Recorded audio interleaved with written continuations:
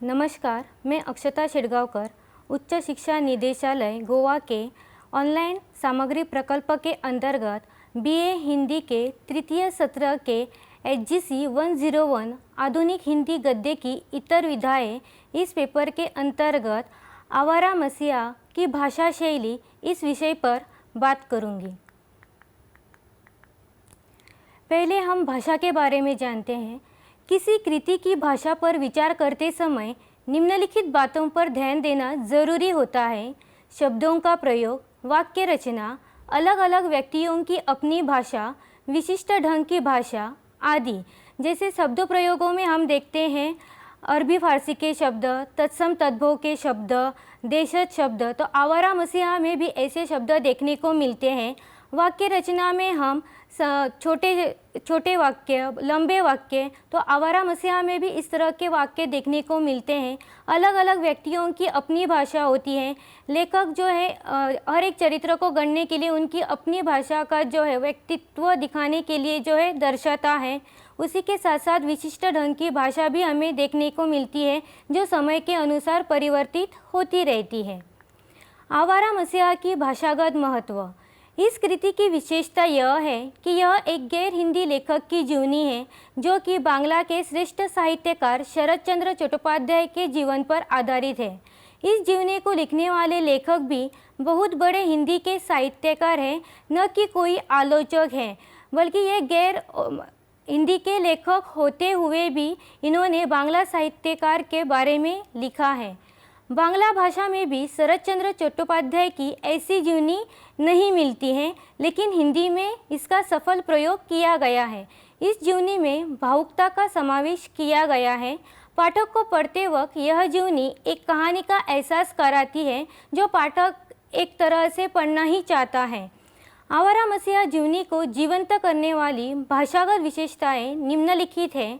साधारण बोलचाल की भाषा, दार्शनिक भाषा, अलंकृत एवं काव्यात्मक भाषा, परिनिष्ठित खड़ी बोली, रोचकता एवं प्रवाहपूर्णता, चित्रात्मक भाषा, प्रसंगानुकूलता, पात्रानुकूलता। साधारण बोलचाल की भाषा। शरत चंद्र चट्टोपाध्याय खुद एक ऐसे लेखक थे जिन्होंने सहानुभूतिपूर्वक लोगों के दुखों का चित्रण किया है, संकटों का चित्रण किया है। तो लेखक को मतलब विष्णु प्रभाकर को भी चाहिए था कि वो भी साधारण बोलचाल की भाषा का ही प्रयोग करे। उदाहरण के तौर पर शरत चंद्र का संवाद, भगवान के प्रति मेरे मन में वैसी श्रद्धा नहीं है, लेकिन मैं भक्त को प्यार करता हूँ। एक अनपढ़ ग्रामीण की सच्ची भक्ति में देवत्व है, मैं वही देखने गया था। दार्शनिक भाषा। एक साहित्यकार जो है वह दार्शनिक रहता है। वह अपने मौलिक विचार जो है जीवन को लेकर, प्रेम को लेकर, भक्ति को लेकर देता ही है। तो इसका चित्रण भी आवारा मसीहा में देखने को मिलता है। उदारता। शरद ने जिज्ञासा की, माया क्या चीज़ है? स्वामी जी बोले, विषय, वस्तु और कामिनी कंचन में डूबे रहना ही माया है। अलंकृत एवं काव्यात्मक भाषा। एक लेखक के अंतर्गत भी जो है कवि के गुण दिखाई देते हैं और शरत चंद्र भी जो है एक लेखक होने के साथ साथ वो काव्य भी रचते थे, तो उनके जीवनी में भी जो है काव्य दिखाई देते हैं। उदाहरण के तौर पर, आमा रिक्त शून्य जीवने सखा बाकी कीचु नाई, ओ दाओ बाचीवर मत तार बेशी नाई चाई। चौथी है परिनिष्ठित खड़ी बोली। परिनिष्ठित खड़ी बोली उस भाषा को कहा जाता है जो सभी गुणों से उपयुक्त ऐसी भाषा हो। और खुद विष्णु प्रभाकर जो हैं वह हिंदी के श्रेष्ठ लेखक माने जाते हैं। तो साधारण सी बात थी कि वह भी खड़ी बोली की भाषा का उपयोग करें।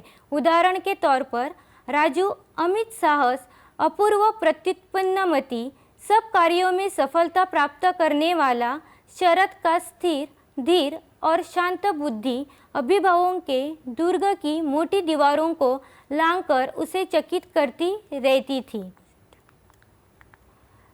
रोचकता एवं प्रवाहपूर्णता।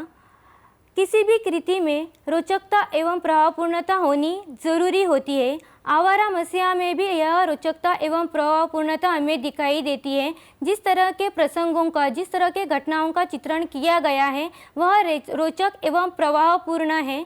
उदाहरण के तौर पर, शरत ने कहा, ना ना, मैं परिहास नहीं कर रहा और तुम्हें बुरा भी नहीं मानना चाहिए।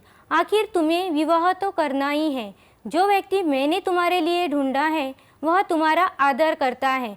तो यहाँ पर इस संवाद में भी या इस प्रसंग में भी जो है हम एक तरह की प्रभावपूर्णता या रोचकता जो है वह देख सकते हैं।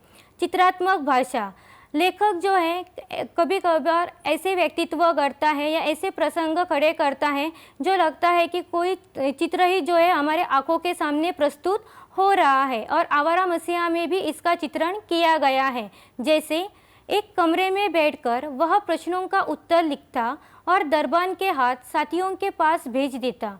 पानी पिलाने तथा दूसरे कामों के बहाने दरबान बार बार आने जाने लगा। प्रसंगानुकूलता, हर लेखक जो भी घटना, जो भी प्रसंग लिखता है या जिसका चित्रण करता है उसी की अनुकूल भाषा होनी ज़रूरी होती है। तो इस तरह की भाषा का भी चित्रण जो है आवारा मसीहा में दिखाई देता है। जैसे नाना के घर रहते शरद को लगभग 3 वर्ष हो गए थे। इससे पहले भी वह माँ के साथ कई बार आ चुका था। सबसे पहली बार उसकी माँ जब उसको लेकर आई थी तो नाना नानियों ने उस पर धन और अलंकारों की वर्षा की थी।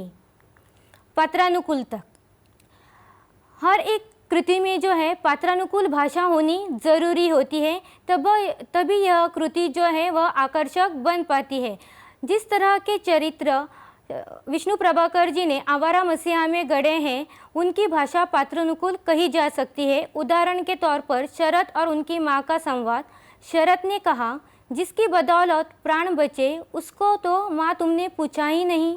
माँ बोली, नीला को तो दिया है, नीला ने क्या सांप मारा है? हाय रे भाग्य, मैं तो भूल ही गई।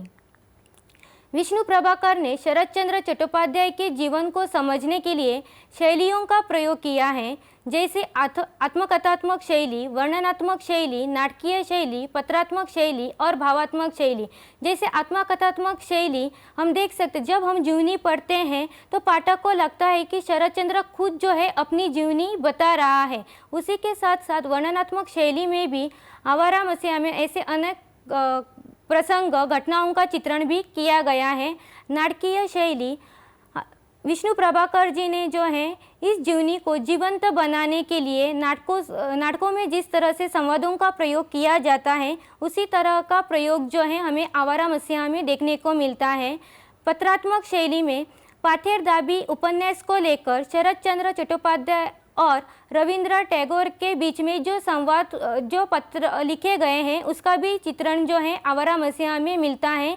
और भावात्मक शैली, तो भावात्मक शैली पूरी जीवनी पढ़ी जाए तो वह भावात्मक ही लगती है और यह गुण उसमें मौजूद है। तो कह सकते हैं कि शरद चंद्र की जीवनी जो है वह भाषा के कारण और आकृष्ट बन पाई है या फिर रोचक बन पाई है, और यह विष्णु प्रभाकर जी का सफल प्रयोग रहा है। तो कह सकते हैं कि यह उनकी भाषा जो है वह पाठकों को बंधे रखने में जो है उपयुक्त है। धन्यवाद।